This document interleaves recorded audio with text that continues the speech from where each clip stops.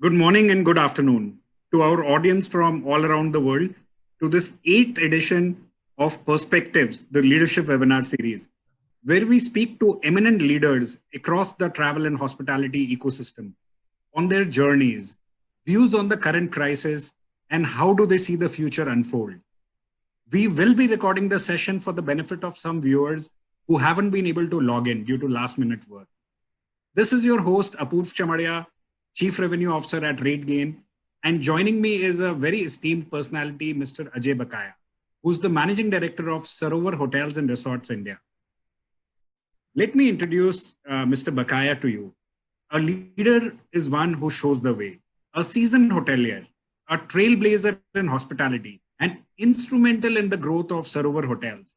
He champions the mid-market, driving brand vision to reality. Mr. Bakaya has played an integral role in this phenomenal growth story of Sarovar since its early inception, with beginning from a shared office table and the leadership of a single hotel to now what is a 90-plus hotel chain. An alumni of Cornell ISEC, France, Mr. Bakaya is a product of the Oberoi School of Hotel Management and a science graduate from the Delhi University. He's worked extensively in France, Scotland, Australia, Africa, and India, a globetrotter and an avid cyclist. Ajay finished the cycling the Tour de Nilgiris in 2017, covering more than 1,000 kilometers. His passion is to stay fit, be healthy, and he really values the importance of having patience, positive energy, and discipline. Mr. Bakaya has been recognized as the Entrepreneur of the Year by FHRAI and has received the prestigious Hall of Fame award by Hotelier India. He was also the CEO of the Year at Hotelier India Awards 2017. Sarovar is now a very big brand with more than 90 hotels in over 50 destinations. Some of their brands are Sarovar Premier, Sarovar Portico, Umatel, Golden Tulip. Additionally, Sarovar portfolio also includes about a dozen Radisson properties which they manage. Thank you so much, Mr. Bakaya, for joining us and showing in willingness to share your thoughts and insights with the audience logging in from all over Asia. Thank you, Apurv. Thank you for those very flattering words. Pleasure to be here. Pleasure to chat with you. I'm happy to use this time gainfully. Thank you. So for audience all around the globe, my backdrop is not real life. It's a virtual backdrop because I like doing this, as you would have known from my previous chats. So Mr. Bakaya, you've been a career hotelier and you've really seen the growth of hospitality in India and starting from a single hotel and creating a massive group. So when you look back at the journey, what are some of the really big milestones which you think you and the group has crossed on its way? I would love to hear more about that. Yeah, when we started the Sarovar journey, it's now 25 odd years ago for me. It was a very different landscape in India, and though we are running predominantly mid-market hotels at the moment, our backgrounds, both me and our now executive chairman, Mr. Madhok, our backgrounds were luxury. I had worked for about 15 years in luxury segment, Oberoi and with Nico in Australia, etc. And Mr. Madhok had a 25-year Oberoi background. So we came from that, and we came from running large hotels. So when we got together in India, you either had the very fancy hotels, or you had rubbish, and there was very little in between. So there was that space, and we said, look, I remember the conversation. I had started a business venture in Holland, which didn't work out, and I was at a loss as to what to do next. And when I chatted with Mr. Madhok, and he said, look, if the two of us put together can't run hotels in this country, then nobody can. Why don't you come in and we'll give it a shot? So that's how we started off. And fortunately for us, I think the timing was very, very right, because particularly in that 60, 80, 100, 120 room hotel size, and in specifically in that 3-star, 4-star, 4.5-star market, there were very few players. There were people who were franchising properties without managing any standards, or there were people running the show themselves. So it worked well for us. There were initially difficult times. I think the initial milestones were, we started with an office and a table and 4 chairs and 4 people sitting around that office. And it wasn't our office. We were part of somebody else's office.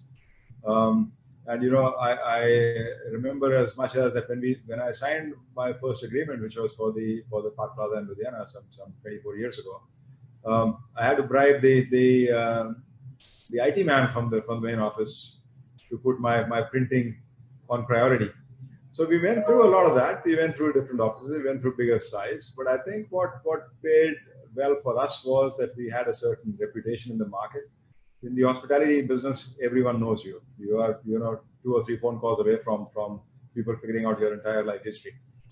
And we had the integrity, we had the delivery, and we started small with Goa and Agra, and then Bombay Marine Plaza, which gave us all the visibility. So I think from a visibility point of view, from coming of age, Marine Plaza Mumbai provided us that platform, and it was our platform and our backbone for some years before we broad-based ourselves.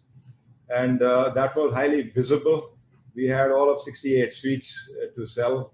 We exceeded all possible expectations. And even our critics kind of said, yeah, these guys, let's wake up and look at what these guys are doing. They're doing something right. Then we grew from there. We were originally very closely associated with the original company, Parkin International, who sold out to a real estate company and then sold out to Radisson. So the parent company became Carlson Hotels and Radisson Hotels. And I think till the year 2000, for the first 5 or 6 years, we were very closely associated with them. And then the next huge milestone was that Carlson had certain requirements on software, etc., which were expensive. And a lot of our owners said, look, we know you guys, we trust you guys, and we don't want to spend any more money in the mid-market on buying software. Can we just work with you?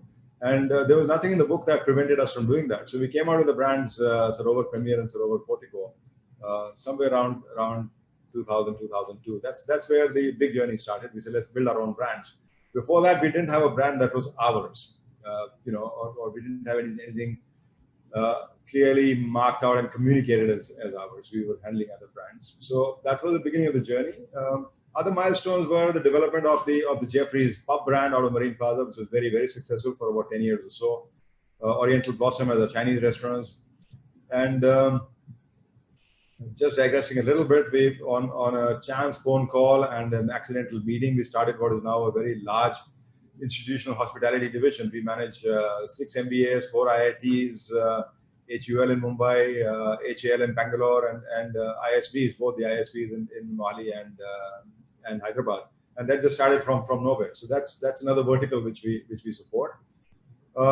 Once we came of age, then we got stronger and stronger. And I think once you go past that first 20, 30, 40 hotels, the rest becomes a little easier because more and more owners see you, hear of you, and are happy to work with you.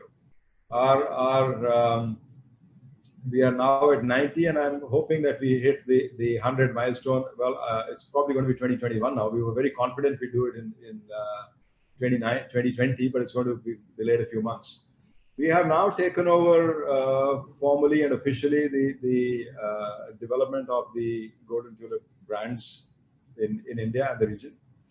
And we are looking carefully at all the hotels that currently have the flag and seeing what we can carry forward, where all we can add value. So I think there'll be some hotels that come on board and add to the numbers anyways. We've taken over the Jaipur hotels, Calcutta and Goa is next, and we are talking to a few others. So those would be ready-made operating hotels that come to the portfolio. So 100 hotels is our next landmark, and I hope we get there soon. Apurva? Absolutely. Mr. Bakaya, I'm sure you will and Sarovar will. We are very proud of, as people in the industry, of what Sarovar has achieved. And you're a leading light for many entrepreneurs who want to start their hospitality business.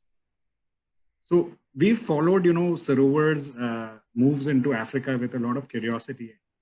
And you've spearheaded Sarovar's Africa development in Nairobi, in Dar es Salaam, with a goal to replicate the India story in this whole continent full of promise. So what really attracted Sarovar towards Africa? And what do you see the potential there, considering that, COVID would one day go away, or pre-COVID? Yeah, so Apur, great question. I'll just take 1 minute and go backwards for a second, then come back to Africa. Africa is very close to my heart. When we sat down in 1995, me and Mr. Madhok, we said to each other, what's going to be different between us and anybody who has a fax machine at home and has run a good hotel? Our whole claim to fame was the fact that we had managed hotels well. But beyond that, we were no experts either in being entrepreneurs or being or managing hotels for other people. So you're mentioning about anybody else, new entrepreneurs coming in the field. We said to ourselves, number one, who's putting the money? It's the owners. We are developing a management company. Owner has to be king. You have to start thinking as owners do, and you have to start feeling when he gets hurt. And let's build long-term relationships. That was number one. Owner is still the king in Sarovar Hotels, will always remain so. And anybody who wants to develop a management company or a service company must realize the fact that the key customer is the owner. He's the one who's putting in all the money. And his concerns are paramount and go beyond all thoughts that you might have of professional hotel operations. Number two, we said we must have key people. You can't run a company without good resources. So right from day one, we went with a corporate chef, a corporate housekeeper, a small IT setup, and a very strong training setup. And we said, look, this is what we are offering our owners. We're going to offer them what they can't afford to attract and retain. And we got some very senior people, also in engineering services. So that was number two. And three is we said we must have the independent ability to bring business to our hotels. At the end of the day, you can give all Einstein theories to owners on how good you are in processes and systems and hire and fire and training. And he looks at you and says to you, all that is beautiful. Where is the money? Show me the money. Show me my business. So those were the three pillars for Sarovar. They've remained unchanged over the last 25 years. I reckon whatever we do in the future, these three will remain firm and solid. Now, moving on to Africa. Well, I won't give you years because that makes me look very old, but a long time ago, I packed my bags and went to Liberia in West Africa to run a hotel. I was very young. I was not 30 at that point of time and had an opportunity to run a hotel on my own. I don't think I was ready and qualified to manage a hotel as a GM at that age, but I'd done my MBA in France. I thought I was equipped, and I got into the wilds of Africa in Liberia, which is it was always a challenging situation. It's perhaps still similar, and you had a country that worked very differently from any norms that you had seen in life before, and the lesson there was that if you don't adapt to a new country or a new place, you're lost. If you expect to carry forward what you believe is right or what you practice elsewhere into a new domain, you don't have a future. People don't change for you, cultures don't change for you, and certainly countries don't change for you. So I developed the ability to adapt. And I realized the huge potential that Africa has. Now that was many years ago. Today we've been in Africa for the last 15 years. It was a chance meeting with an owner who was staying at the Marine Plaza in Bombay. He said, I want you to come and run my hotel. So we went into Dar es Salaam, Tanzania. Mr. Madhuk spearheaded that for many years. Then we took over. We ran the hotel for 20 odd years. And we are well known in Tanzania now. And then similarly, leads came up and we went into Kenya. We're operating in Kenya and Lusaka. In Lusaka, Zambia, we have the finest all-suite hotel in the country. It's number one by far. Beats any of the big brands by miles. And we have projects now in Ethiopia. We have projects in Somaliland. So we've been a little foolhardy, a little brave, a little adventurous in where all we are willing to go.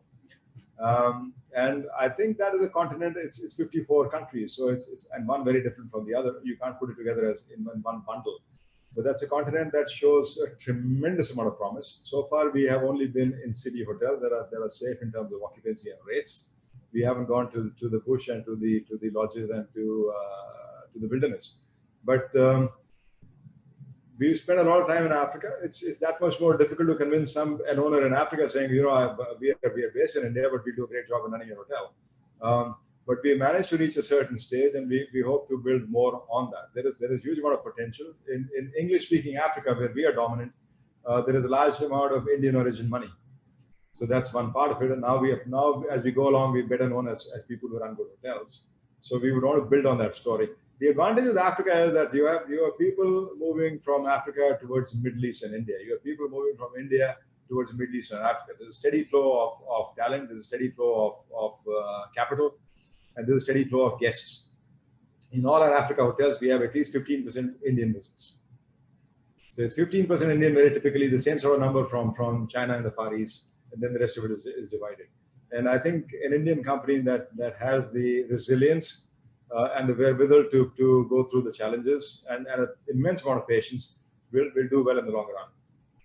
What about South Africa, Mr. Bakaya? Is that also on cards? South Africa is very highly westernized and fairly strongly developed as an economy and as a hotel system. So while we had one or two invitations to go and look at places there, we didn't go that far. We also turned down very positive offers in Francophone Africa and in places like Mozambique, which work on Portuguese, because really when we go to these hotels, we take a strong GM and a strong team from India, and they understand us, we understand them. It's easy to keep our things rolling all along. If I had to go look into France and bring in a French-speaking GM, I'd have to overcome that culture. And if the local country speaks another language, I think we would be at a disadvantage. So no, to answer your question, we haven't looked strongly at South Africa. Maybe down the line, but I think English-speaking particularly East Africa, Tanzania, Kenya, Rwanda, Ethiopia, Uganda are the big markets, and then going west into Ghana and beyond. Are you also looking east at Southeast Asia and other economies? Again, I find places like Singapore, etc., very highly developed with systems, with people, with lots of companies, both homegrown and international, based there. We've looked at Malaysia, but things haven't fructified. Honestly, we are open to any opportunity. Excellent. I think there are asset owners also on the call. For them, it would be really exciting to hear that. Oh, wonderful. Yeah. And at the moment, we are in discussions in Bangladesh. We had several discussions in Nepal. But I tend to talk about things once they actually sign and seal. A little bit like the old Soviet Union. So, Mr. Bakaya, Sarovar Hotels caters to primarily three segments. So, Sarovar Premier plays in the upscale 5-star segment. Sarovar Portico caters to the 3 to 4-star mid-market segment, and Home Hotel to the budget 3-star category. So, how has been the impact of this whole crisis on these three different categories with terms to ARR and occupancy? In terms of ARRs, everyone is equally hit. I think we are taking a beating from about a 20% to a 50% odd, depending on where you are, what the circumstances are, what kind of business is there to in the market to pick up. So 20 to 40, sometimes more. So ARR wise, everyone's equally badly hit. Occupancy wise, the more expensive properties or the luxury properties, the 5-star space will take longer to recover. Because it typically means older travelers or more people more established in life. It means larger companies, and I think that will take a little longer to respond. People at the middle of the pyramid or lower down the pyramid are more open to taking chances, to traveling, to moving on with life, and they're also younger and healthier, I suppose. So I think the mid market would respond faster, will recover a little faster. Also, the fixed costs for the larger properties are higher, so it takes you that much more time to break even operationally and move on in life. So I think the mid-market is a better place to recover. So what do you think, like when you think about recovery strategies and growth coming back, are your strategies different for all these three segments, or there are some common things which you're doing across segments versus... Lots of common threats, and we say we can't just sit back and say business is bad, what can we do? So we've looked at all sorts of things. So some of the discussions we've had one is with strong restaurant brands saying, look, here is a hotel, phenomenal location, take over my restaurant and in-room dining operations, all yours. I have a kitchen there, bring in your team, sleep in, and let's work on a revenue share. So under discussion. We've talked to various people saying you need an office for a day, a week, a month, no deposits, no advances. I am happy to modify a guest room for you. Again, I have prime locations in cities, and I have everything to offer you in terms of addresses from fancy 5-star to mid-market 3-star. And we'll bring in the internet and the teas and coffees and all those things, as many as you need. So again, in discussions, some advanced discussions. We are in Punjab for one of our hotels in touch with a huge wedding tent house operator who bring in all the weddings, typically saying, I give you my banquets, run the show, bring in the multiple functions, and let's work on a revenue share. I am saying to people more and more, buy today, at very special prices, and we hold prices for 15 months till 30th of September 2021. So, and I'm now saying to people, hey guys, get into your car and come to our hotel. We'll give you a package that involves all meals and everything else. Very, very special prices. Come take a break from home. You know, I think most young couples and kids have had enough of looking and staring at walls or staring at computer screens for school. So people are ready to move away, and we're seeing some traction in all these things. So we won't just sit back and pray for things to get better. I think it's up to us to make things better. So we're trying all sorts of things to bring in business. Excellent. So, Mr. Bakaya, prior to COVID, as a next phase of growth, Sarovar was looking at unexplored pilgrim spots such as Katra and Jammu, Ajmer, Bodh Gaya, and there are some very interesting markets which are still underpenetrated and could be good opportunities. And I read somewhere that many new Sarovar properties were planned to open in these temple towns. Does the plan still hold good? And yeah, very, very much so. Apurva, we have 30 odd properties in different stages of construction. Some of them are temple and pilgrimage, some of them are not. So Bodh Gaya is open, by the way. It's a very fine hotel in about 8 acres of land, beautifully landscaped. We spent a lot of money on landscaping, 100 odd rooms, lots of open spaces, a lot of spaces for meditation, for prayer, for just being on your own, lots of water bodies. And that's open. Unfortunately, it opened at the wrong time because the majority of business in Bodh Gaya is from overseas. There are no overseas flights at the moment, but that property is open and ready. Ajmer is under progress, and yes, the project is going on. Katra, very much so. We were hoping, we're still hopeful that by October, when the major movement starts, we have a hotel that's operating. We have 2 properties in Katra, and one should be ready. As I mentioned, Somnath opened on the 1st of July, so that's a new addition to the pilgrim circuit. And we are pushing all those projects. So out of the 30 projects, probably half a dozen will get delayed by 6 months to a year. The ones that are in infancy or just starting off might get delayed a little longer, but most of the other projects are nearing completion. And yeah, Pilgrim is a large part of our circuit. We are bigger and bigger there, and we are missing 1 or 2 links, which we hope to fill up soon. But we are there, and those plans stay firm. Excellent. So, Mr. Bakaya, I understand that 20% of your revenues come from banqueting, similar 20% from restaurants. And of course, this is pre-COVID. And Sarovar has been fantastic in building amazing brands like Geoffrey's and Oriental Blossom, which you just mentioned. So do you see a scope for these brands to also go independent outside the hotels and become like a restaurant franchise on its own? Apurva, we've sort of debated that over the last many years, and we don't see that as our strength going forward. Jeffrey's, to be honest with you, was intended in Bombay as a very exclusive membership-only club. And when we opened, the owner said, "Look, guys, we don't have time for all that. We need money now. We need to pay the banks. Let's open the doors and see what happens." And it's an instant success. So we did replicate Jeffrey's in some of our hotels and one of the independent places too. Similarly, for Oriental Blossom, we extended beyond the original one. But then we realized that there are a lot of entrepreneurs in the market who have strength in operating restaurants, and the expertise for running independent restaurants is somewhat different from running hotels. To give you an idea, in a hotel you have a finance department, you have a housekeeping department, you have a whole lot of support services there if something goes wrong. You have somebody handling all your taxation, etc., licenses, the works, liaison.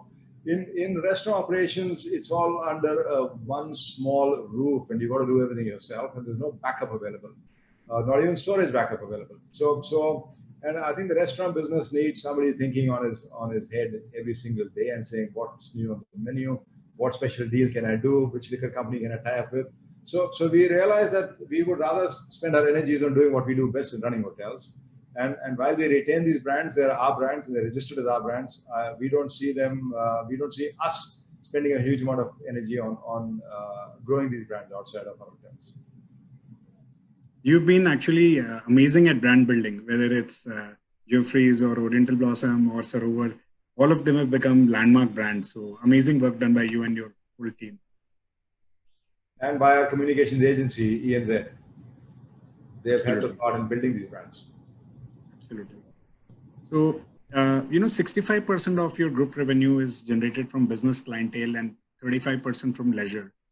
Considering that business travel might not pick up soon, and some analysts and pundits are saying that leisure might be faster to recover, I think your business mix will change. And what are your plans around the whole revenue management strategy for these segments? I'm part of the analysts and pundits as much as I'm part of the owners and the operators. But so far, that analysis and prediction hasn't really come true. In our experience so far, the leisure hasn't shown the sort of pickup that we anticipated. I think the big test for India is Goa, which opened yesterday, which means really it's going to come of age in the next 2 to 4 weeks or 6 weeks. And if Goa shows traction, then the theory is proven correct that leisure will pick up faster. But what we've seen so far is that the pace both for leisure and for business is more or less the same. And at the moment, it's both are sluggish. We would push on both fronts. We are pushing very, very, very actively on both fronts. And there are demands. End of the day, businesses are not going to work from home permanently. They do need to get back to interact on a person-to-person basis. Work from home is a great concept in most parts of the world. Not everyone in India has a home big enough to give you a quiet, comfortable room or a quiet, comfortable space to work from, without a kid crying in the background or a hawker selling something through the window. So all those things one have to keep in mind. So I think work from home is limited to certain people who can do it and certain others who can't. And our strategy is to push on both fronts very, very, very actively. We see a lot of queries for weddings. Perhaps the fact that you can do smaller weddings now is pushing more people into hotel weddings because the overall cost drops dramatically. So we are seeing lots and lots of queries and actual bookings materialize there. But the numbers are small because so far the government says, the ceiling limit is 50. And we are working with the government on trying to change that in terms of the size of a function should be in proportionate with the area that I have, not 50 as a blanket piece. And we are very confident that will change across the country in the next month or so. So to answer your question, we are pushing both fronts and we have strategies in both areas. We're reaching out to people with various things which are really saying, leave your wallet and come along and we'll take care of things right now. And all sorts of packages, offers, enticements which say to people, spend a little now, you can use it down the line, get out of your house, take a break. And if you have work, we are the best people for it. We've taken every possible step for safety. It's well documented, well videographed and documented if you want to see the things that we're doing out there. And even for people that are going to reopen their offices, a lot of them have people coming from different parts of the country, different parts of large city metropolises. And we are saying, come to the hotel, we'll set up your working office for you for a week or 2 weeks till you feel everyone's safe, everyone's okay, and then move into your office. And we see a demand building there too. So I think I see in India, as quarantine restrictions are eased in different parts of the country, in different states, and people can travel more freely, business travel will probably pick up at the same kind of speed as leisure. That's my feeling today. Thank you, Mr. Bakaya. So clearly, WFH for you is work from a hotel and not work from home. Oh, absolutely, yeah. Well, you have safety, you have security, you have coffee, you have meals as you want them, you pick up the phone and they're there. So there is a lot to be said about it. And the rates the rate offers have been unseen, those sorts of offers for many, many, many years. So I think there's good opportunity here. As long as people feel that they are in a secure environment.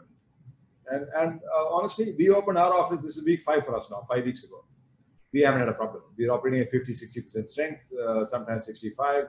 We're operating in temperatures of 26 to 30 degrees because that's what the law says it should be. We sweat a little, we move around, but we maintain social distancing, we do the masks, we do everything else that is required to be done, and we're okay. I started travel as soon as I was allowed to travel. So I've done my Jaipur bit, I've done the Chandigarh and Punjab travel, I've done Agra. And as long as we have more opportunity, we'll travel into Uttarakhand and Roorkee and Dehradun and Mussoorie and Haridwar and all those places. So I feel comfortable. I feel, honestly, my personal opinion, and that's not largely broadcast all over Sarovar, is life's going to go on. We're not going to be living in home for a year or two. this COVID business is going to carry on for a long time. And we were one of the first ones to say, doctors want to stay in hotels, we'll take them. Hospitals need help, we'll give you help. Vande Bharat, please come to me. I need your business. And I think whoever was first off the block benefited from the business.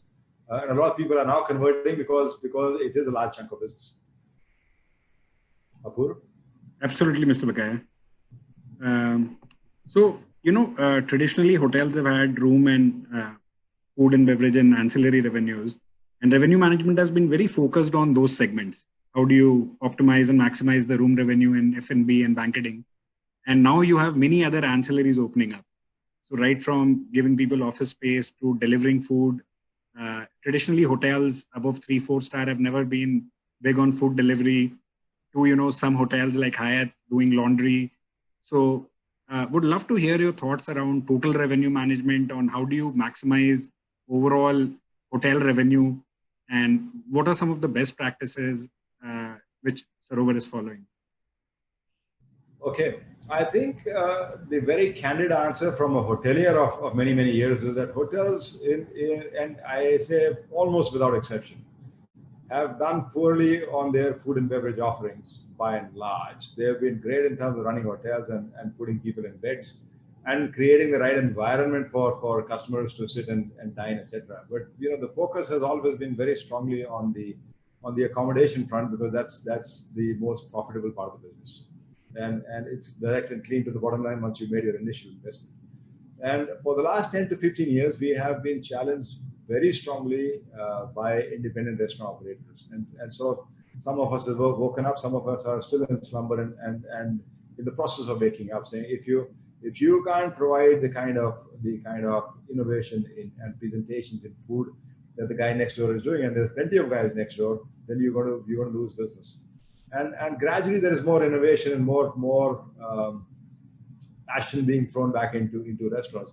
Otherwise, the feeling was, look, he's going to stay in the room, he's going to have at least breakfast with you, and he's going to eat and drink and end it in there. So let's focus on the room. That part has changed. Now you bring up a very strong dynamic point of asset management. Considering COVID, everyone says, hello, now how am I going to get my business? My banqueting is hurting, my restaurants are hurting even more. How do I get my business? And everyone's on the delivery bandwagon. And I think delivery is a good opportunity for you to show that you have brains and you can excel. Delivery is restricted to a radius of 2, 3, 4, maximum 5 kilometers. 5 kilometers, yes. It's in the first kilometer or two. And you have to change your offerings to suit that environment, irrespective of what you're catering to for people that are coming in from the rest of the world or the rest of the country. Delivery means I need to cater to the local taste very strongly. If I don't, I've lost it. Yeah. And everyone is on delivery, every single person on delivery. So we have in our hotels reimagined our delivery offerings and gone out to people with what locally sells. We are re-engineering and re-changing every week to say this is not happening, this works, this doesn't work, this is what they want. Change more spice, less spice, etc. Diverse offerings. So we are working in that area a lot. Now, I think every single hotel in the country is working on those lines now. As long as they're not in an island far removed from anything local, so they can't deliver, they're doing that. Extending services like laundry, etc. I think innovative, great thought, great idea. Of course, that's a niche segment. So it depends on where you're located and how many people in a certain income bracket you have as potential customers. But I think food deliveries is certainly a good and important part of it. Hotel rooms as office spaces is a strong potential. Banquet halls as office spaces, if banquets are restricted to 100, 200 people, is another opportunity. And the good part is that hotels are in very good locations. So from an address point of view, it works brilliantly. And really, some people might want to be in a luxury environment where you're spending 500, 700, 800 bucks for a cup of coffee. Some might say, look, I have 20, 30, 40 people coming in and out of meeting me every day. I'd rather be in a more economical or a more practical environment than that. So there are opportunities for everyone in these areas. And I think all of us are going to be working overtime to encash them. With a lot of SOPs being released around hotel operations in the post-COVID scenario, it would have meant a lot of retraining for your ops teams and staff. What are some of the operational measures you've taken in all your hotels to ensure health, safety, and hygiene? The good part is that we have had time to train people because a lot of hotels are shut down for 2 or 3 months. We have a core training team within Sarovar itself, and we've used those trainers to train to the hilt. Initially all online, and now more physically. They're moving around as movement is permitted. We are doing everything that everybody else is doing. So you have the matting that you put your feet on before you enter the hotel, which is sprayed regularly and kept moist with hypochlorite solution. You have the sanitizers all over the place. You can think of it, dream of it. It's there everywhere. You have elevator sanitized. You have we are now moving in and already putting in place in 2 or 3 or 4 hotels the touchless technology. So if Apurva Chamaria is walking in, he's filled in all his res forms and et cetera in advance. He's filled in his likes and dislikes, whether he wants to see people, not see people, interact, not interact, what meals, etc. in advance. So when you come to the resort, I hand over a key to you and you go straight to your room. And similarly on checkout. So that process is in place. In fact, the reception desk as we know it is probably going to disappear in the next few years. We have gone to great extents to sanitize our kitchen and back of the house areas, because that's the biggest area for possible contamination, since you're dealing with meats and raw food being processed all the time. So strong measures to sanitize, gloves, masks, the works.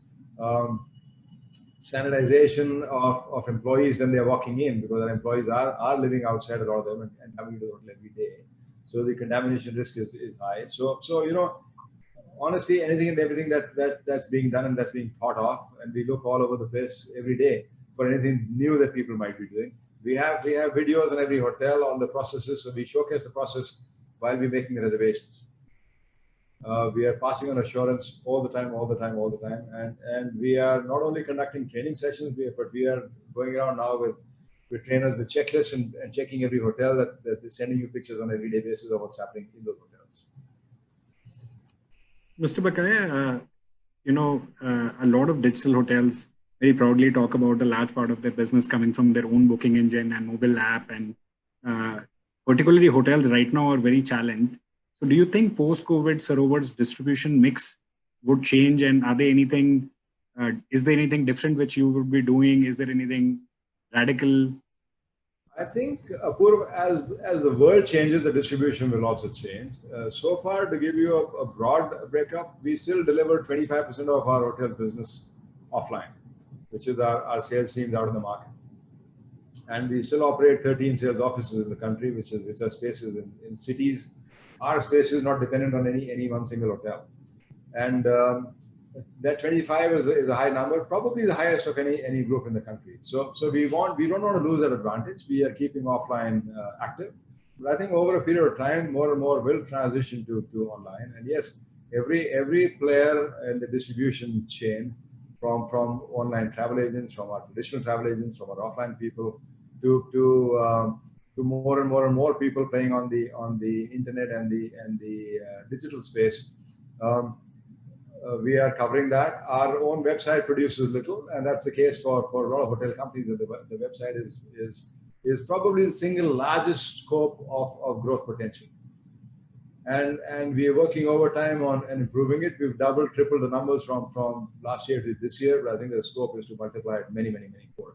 So yeah, we're working on the net space, and we're working with various partners across the country and across the globe to make sure we can maximize the digital space. We still learning. Let me switch topics on you.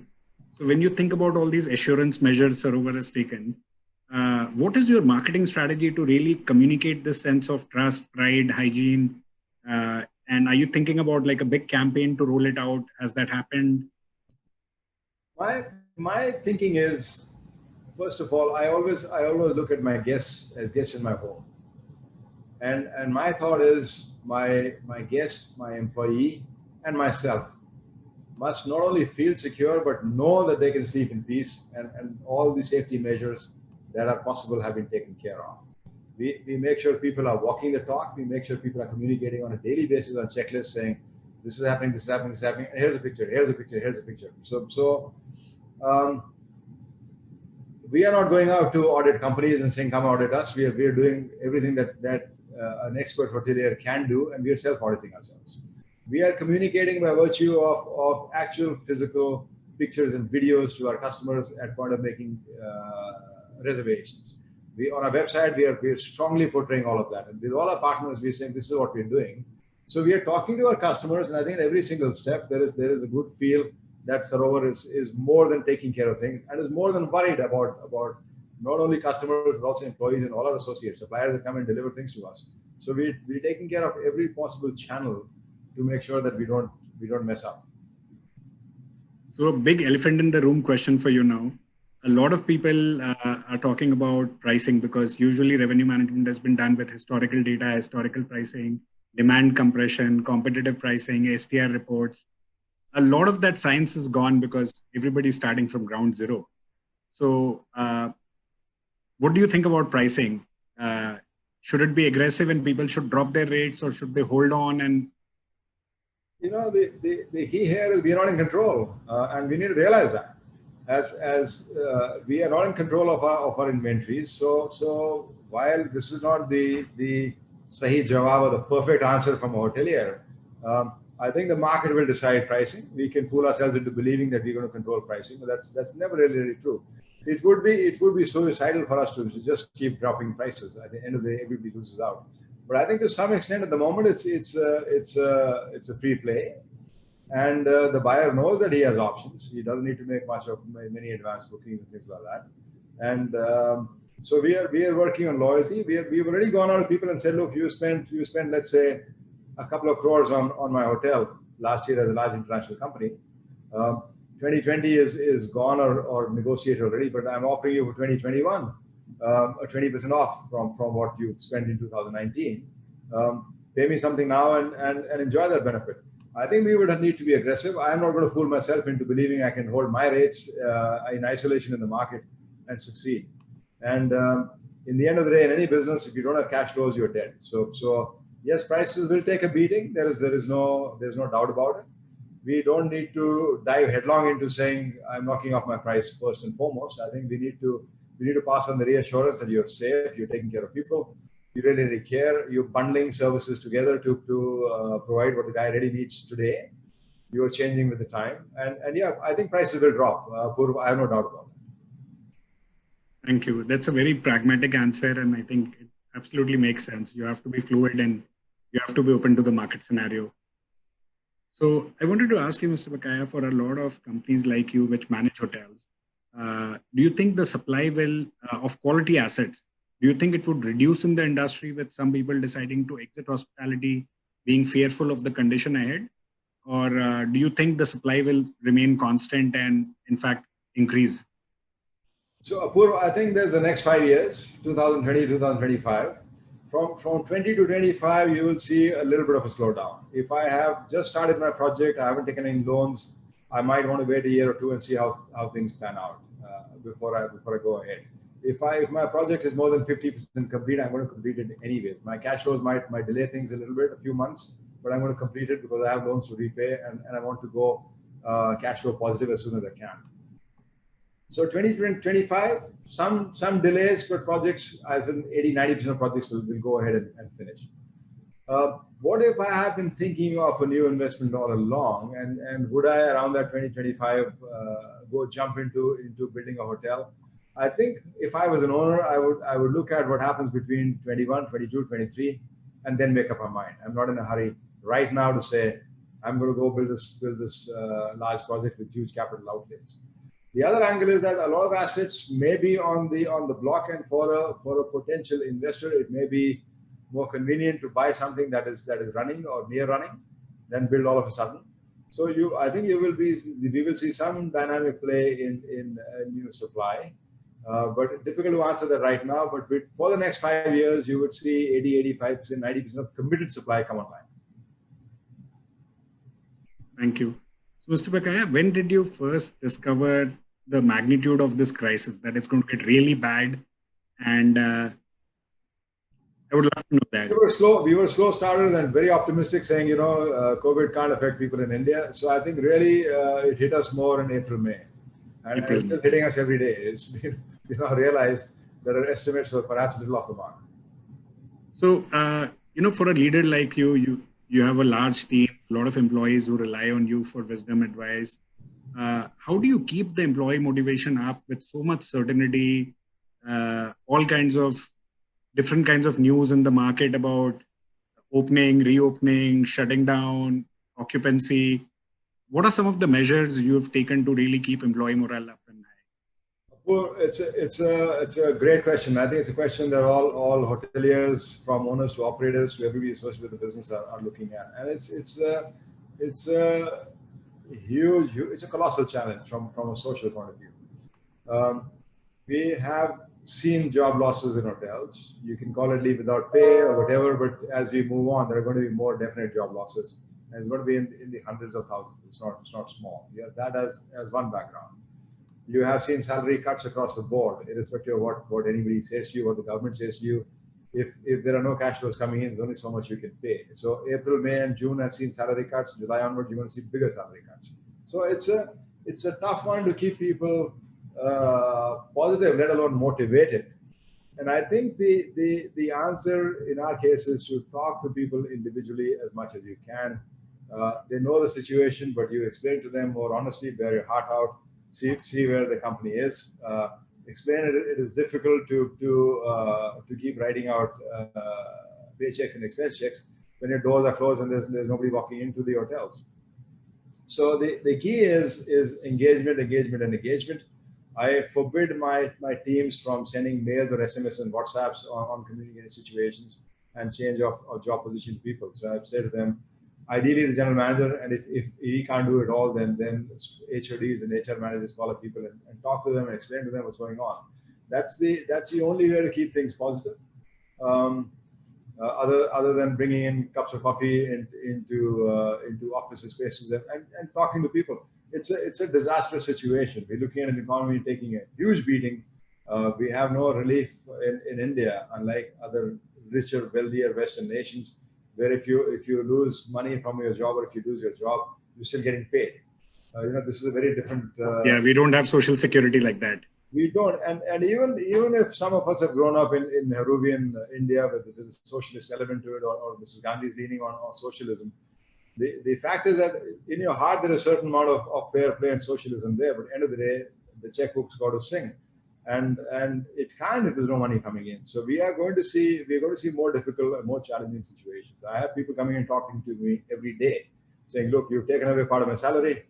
I have parents to take care of, I have kids to take care of, I have mortgages, I have rentals," and you listen and you empathize and you try your best at making people feel good. But it's a tough haul, and I think we have to be committed to talking to people more and more and more. People at my end of the spectrum don't feel the pinch so much. Our jobs, honestly, our lives change somewhat, but don't change so dramatically. But somebody at the bottom of the pyramid has got to think of plain and simple of paying the rent and feeding his kids and putting them through school. So it is tough. It's going to get tougher, and I think we just need to maintain positivity and hope things get better faster. So, yesterday there was this news that Government of India might be thinking about some kind of incentives or recovery plans for hospitality. What would your suggestions be to the government? We have been pushing very actively, hotel associations along with the travel association, and actually we moved in tandem, perhaps for the first time in many, many years. So all of our commitment. The first thing we've asked for, we're still asking for, is give us 1 year of loan waiver. So if I got a 10-year loan, push it to 11 years. So 1 year I don't pay any loan, any interest, and that gives huge relief to our hotel owners, to young entrepreneurs.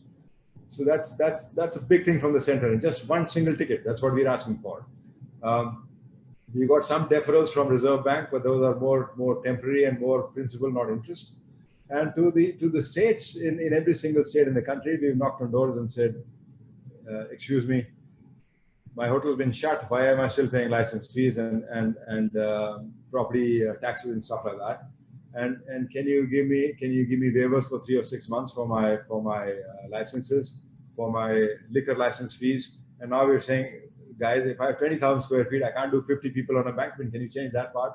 So those are the things we're asking states to do. Electricity demand on what I actually consume, not on connected demand, or not on minimum consumption. And I must say, a lot of chief ministers and states can come forward and help us in that area. and said, and okay, what you're saying makes sense. So we hope more and more of that pervades across the country.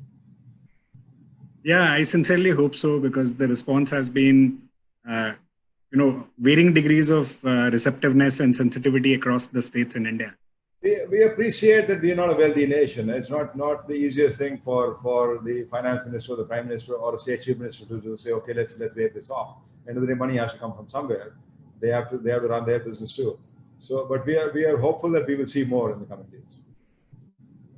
So we are nearly out of time, Mr. Bakaya. So I'll take some questions from the audience. We're getting a lot of. So, Super. with leading hotel chains having gone IPO, will Sarovar think about going public and raising cash by selling stocks at some time? No, we're not looking at that route, primarily because we have enough reserves to do what we want to do, and we're not. If you go IPO, you must have plans where to put that money. And we've always in the past had equity investors coming in that we use to build hotels for ourselves. And right now we are part of a much larger European powerhouse. So no, we're not looking raising money the IPO route. So there is a question around that. How has the Louvre heritage, because in some cases Sarovar is far better known in this part of the world than Louvre, helped you, and how does that strengthen your position? It's been a marriage which really could not have been better for both sides. It's been we are always apprehensive when you go into any new partnership, and they are majority owners now. I think they recognize the fact that Sarovar is a very strong brand, so they want us to grow the brand in addition to growing their brands. And in fact, priority has been given so far to Sarovar, and it's only now that we are looking at the Golden Tulip piece, and we want to make sure we do justice to the brand and build it as a really strong brand in India. That's our next mission. But the European powerhouse group, the Louvre, looks at this as a phenomenal opportunity to build in India. And they want us to strengthen the Sarovar brands rather than do anything to weaken them. So we will be developing both the Indian and the French brands in the market together. We could not have asked for more from the relationship. It's been a phenomenal relationship. We have a huge amount of independence in running the business as we think it best in India. And they said to us from day one that we don't believe that European experts are going to run the hotel business in India any better. So great association, great relationship. Can't ask for more. Works very well for both sides. Excellent. So, Mr. Bakaya, that brings us to our rapid fire round. Are you ready for some hot questions? Sure. Go right ahead. Excellent. So first question, Mr. Bakaya, this is more on the lighter and happier and positive note. Winning a World Cup cricket finals, winning a Grand Slam, or winning Tour de France? Which one would you choose? Oh, the Grand Slam would have to stick out for me. Any particular Grand Slam? The French Open. Roland Garros. What's your favorite color? Blue. Water, wine, espresso, beer, whiskey. What's your drink of choice? Espresso. Easily. I don't drink now. Are you a night owl or an early riser? Early riser, 4 a.m., 365 days. Always early. I see this as a common thread amongst a lot of entrepreneurs prefer to start their day early. Gives you a beautiful think time in the morning, and you're very, very effective that early in the morning. In my house, though, it works only for me. Nobody else wakes up at any decent hour. Same here, and I prefer getting up early because my wife and my daughter are asleep, so it's my time that time. Yeah, true. Works well. So I know, Mr. Bakaya, you started traveling to visit your hotels, motivate the troops, meet guests. When travel starts opening up more, which would be the first holiday you would take? Which place would you go to? If I had the choice and things open up, I would go to South America one more time, probably Argentina or even the Antarctic. Very, very interesting choice. Indians still don't prefer going that far. Yeah, it's a long distance and it's expensive air travel, so that keeps people away. But it's great once you get there. So other than Sarovar, which is one hotel brand or a single hotel property which you really admire in the world and which you feel that is something they do very well? I think the brand would have to be, for me, the Oberoi. I think I'm too steeped in that. I spent many, many years of my formative life, and I learned lots that I know today from that brand. So that would really need to stand out as the brand. independent hotel, nothing immediately comes to my mind right now. But the brand Oberoi would stick out as the best. Which is your favorite movie or song? Favorite movie, Chariots of Fire, based around the Olympic Games. Favorite song, Zindagi Ka Safar. Back to the 60s or 70s, I think. And it goes very well with the momentous life you Absolutely. had and impact Absolutely. Yeah. If you could be a comic superhero, who would it be and why? Phantom. Because it beats up everyone else. And that's been Sarovar's Sarovar, but at an individual level, I would want to be the Phantom. I've always fantasized about this vaporizing gun. If I don't like somebody, just point the gun and he goes up into vapor. Hasn't happened yet. Yeah. We wish you discover those superpowers soon. Thank you. So, which is a great book which you have read any time in your life or recently, which has really struck you as something which you remember and think about? The most recent one and a phenomenal one, I think, it's called The Ride of Your Life or The Ride of Your Lifetime by Robert Eager, which is based on the Walt Disney story. Lots and lots of learnings, lots of life learnings in there. Superb one. Excellent. I'll pick that up today. Strongly recommended. Mr. Bakaya, you're a cyclist, I believe. So, do you like doing long distances? And cycling is a solo sport. So, what do you really like about it? Cycling came to me by default. I was a long distance runner, and then I developed injuries, so I had to move on to cycling because there's no impact. And yeah, I like long distance in pretty much everything. I'm happier over long distances, longer periods of time in everything in life. It's solo or maybe another one or two people with you, and it's best to have at least one other person with you for safety. It's just that you can move the bar. You can do more and more and a little bit more and a little faster. So I have in June done a couple of 100-kilometer rides, and I think it's a strong challenge. It's the next round, the next bar, the next bit of speed.